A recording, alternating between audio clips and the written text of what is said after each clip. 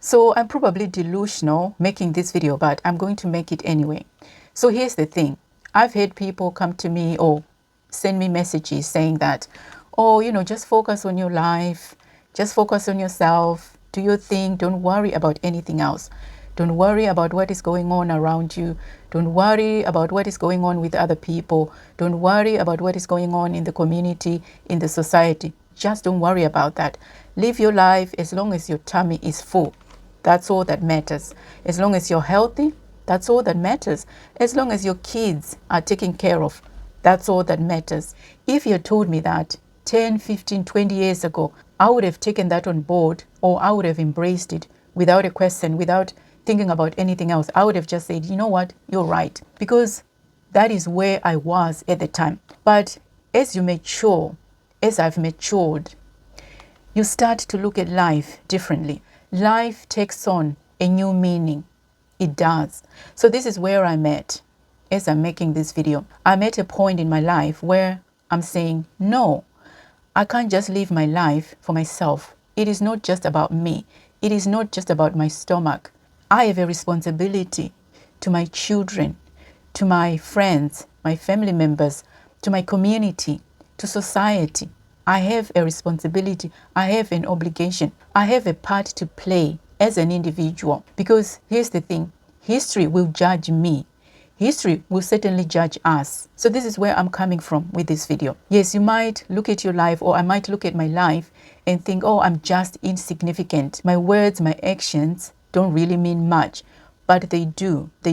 And I know I'm probably delusional, but I think in life we need a certain level of delusion to manifest or to achieve certain things. We need to be delusional, meaning that we need to believe that we're capable of achieving. We need to convince ourselves that we can actually do this.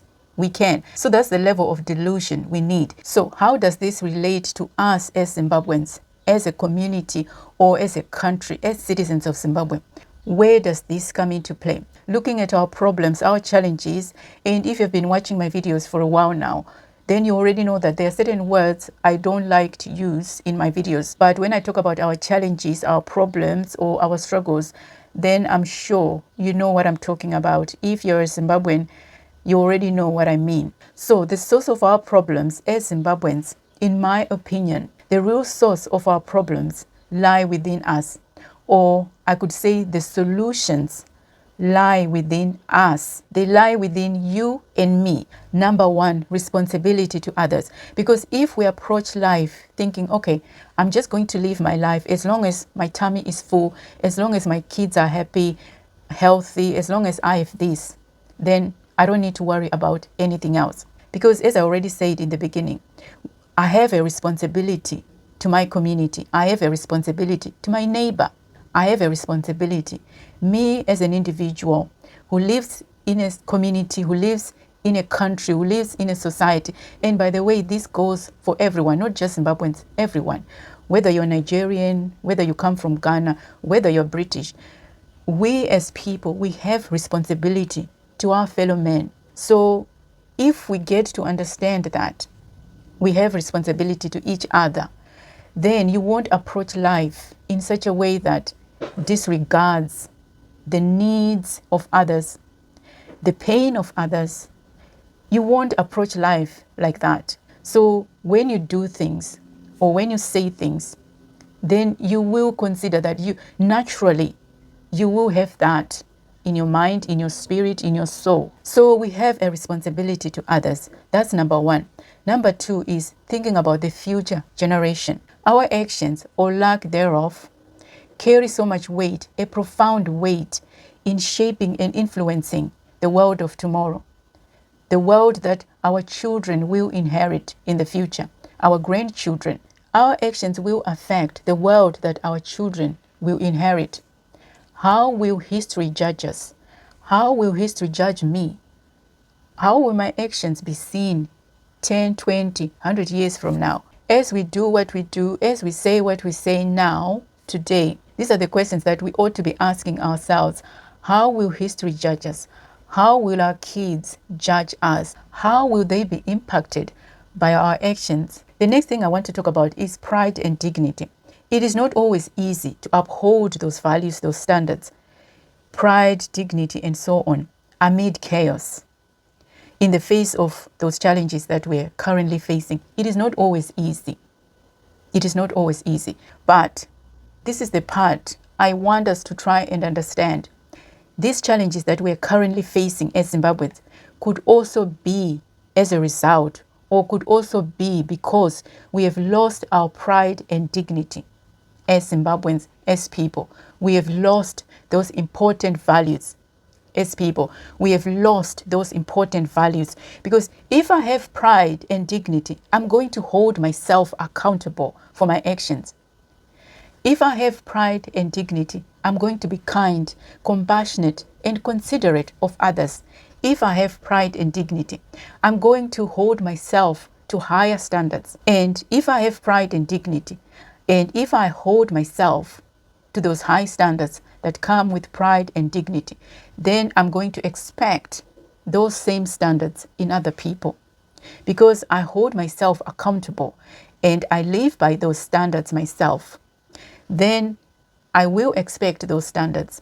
I must insist on those standards because that is what I live by. So imagine a world where we all live by those standards, where we all hold ourselves accountable, where we all consider other people in our actions, in the things we say and do. Imagine a Zimbabwe where everybody has got pride and dignity, where everybody has got Ubuntu. In case you don't know what Ubuntu means, basically it means I am because you are. It's a Southern African philosophy that we live by, or we ought to live by. That's what it means. I am because you are. So if I have accountability, if I embody those qualities, those values, if I live by them, do you think that I'll be comfortable stealing from my neighbor? Do you think that I'll be comfortable hurting the next person? If I have pride and dignity, do you think that I'll be comfortable scamming another person? Don't you think that our problems would be eradicated if we have pride and dignity as people? If we all lived by those standards ourselves, don't you think that the world will be a better place? Don't you think that our country, our communities, our society would be a better place? So this is where I'm coming from with this. That's why I said our problems, or most of our challenges, must start with you and me. They must start with us. If we fix ourselves, then we won't be comfortable doing all these other things. The last point I want to mention is to do with the mindset. I think as Zimbabweans, you can correct me if I'm wrong, but this is my opinion. This is my observation. I think as Zimbabweans, we have been programmed to think that we can't do better, we can't be better, or we don't deserve better. I really genuinely think that we have been programmed to believe that.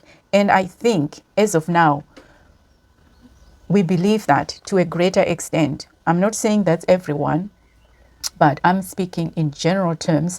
This is my opinion. This is how I look at things. But we can do better.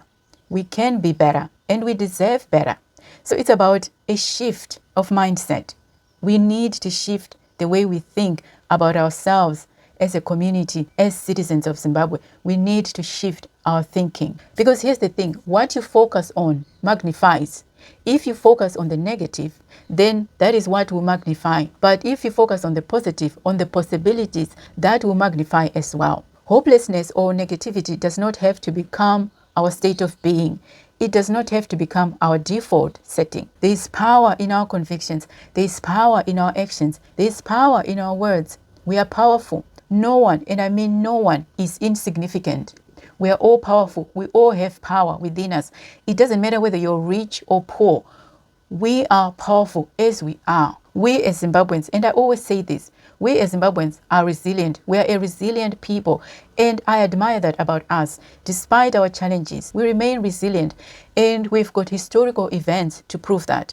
But I want to challenge us to funnel that resilience towards a mindset shift, towards action, positive action, impactful action. What you do or say today may not seem like much, but further down the line, your actions, your values, your pride, your dignity will rub off on others. Your responsibility will inspire responsibility in others. your accountability, your ability to hold yourself accountable, and you holding yourself to high standards will inspire others to do the same. This might come off as trite or something that people just say for the sake of saying, but this is real. This is real because, as I said, history will judge us. History will judge me. So yeah, this is what I had for you in this video. As always, feel free to leave your thoughts in the comment section. I'll see you in the next video. Take care.